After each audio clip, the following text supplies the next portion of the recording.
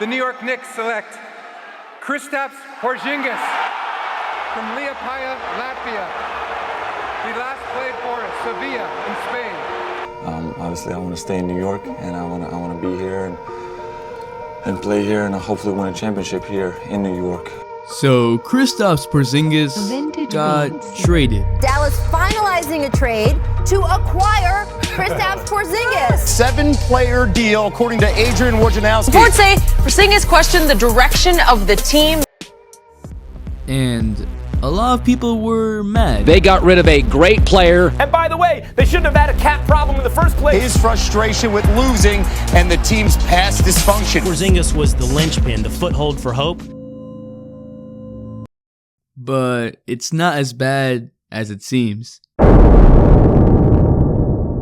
What is up, dudes, dudettes, ballers, players? It's your boy MJ. So the world was set on fire when Woj stated that the Knicks trade Porzingis, Tim Hardaway Jr., Courtney Lee, and Trey Burks for Dennis Smith Jr., DeAndre Jordan, Wesley Matthews, and 2 first-round draft picks. At first, like most Knicks fans and most people, I immediately thought that the Knicks were like that one kid in class trying to stay back. Like, come on, man. But I think I stayed pretty calm.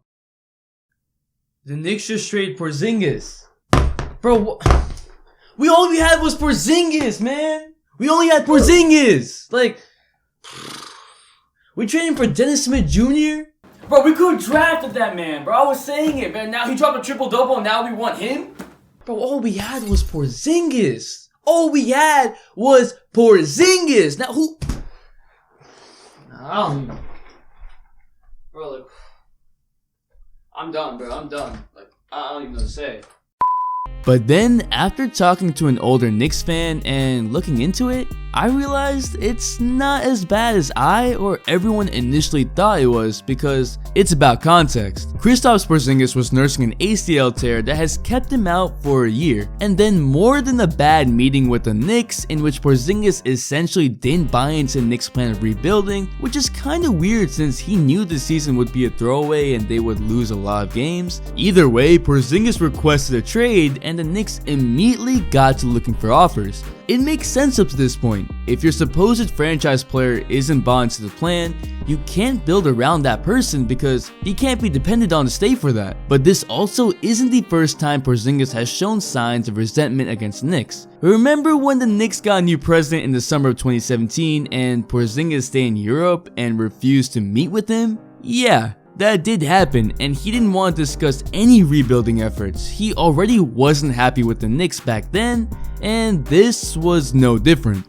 Okay, so it makes sense to trade Porzingis, but then why trade him for a guy you could have drafted in 2017 and instead picked Frank the Tank for?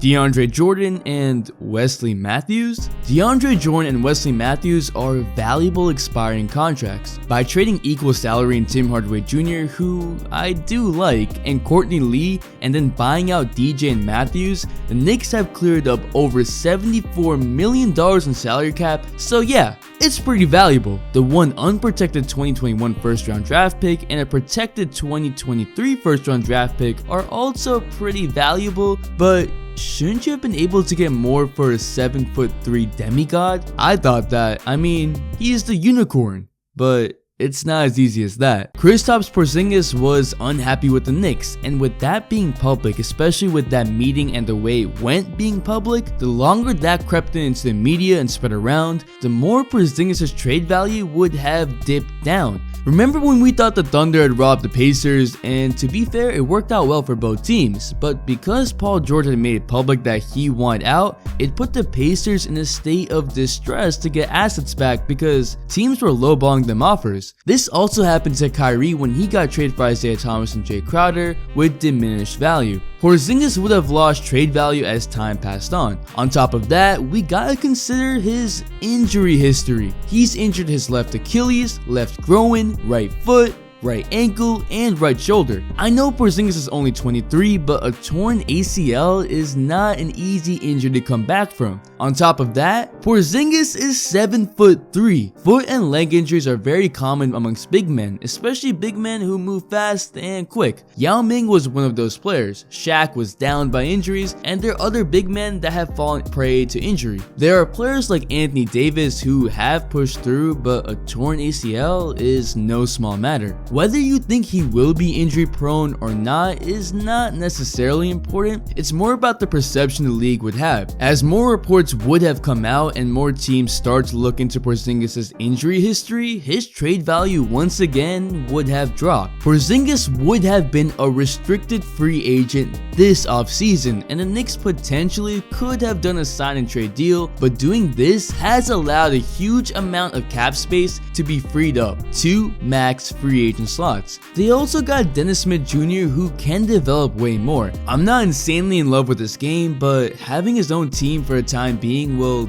definitely help him. The Knicks will still be bad because DJ won't play for the Knicks, and so they can still get a good draft pick this year. Those future first rounders could be used in future trades to bolster supporting cast around superstars. What hurts is having Porzingis gone, but if he wanted out, the Knicks actually capitalized well and snuffed it out within the hour. Now we obviously know the Mavericks are super happy. They got revenge on DJ, got rid of a bad Wesley Matthews, and get 2 solid role players along with a young Porzingis who is literally the closest thing to the next Dirk, and a young Luka to build around. This trade could actually work out well for the agendas of both teams. Now this whole narrative of players wanting to play for New York is cool, and I guess the Knicks really gave themselves an opportunity of signing max free agents who want to uplift franchises like maybe a Kevin Durant or Kyrie. In fact, LeBron even considered going to the Knicks. It was between the Knicks and Lakers. But I don't want to expect players to sign to the Knicks or have this be a factor if this trade was good for the Knicks or not. Even if the Knicks don't sign max free agents, I think what they did was pretty good. And keep in mind, I don't like what the Knicks actually do. Usually they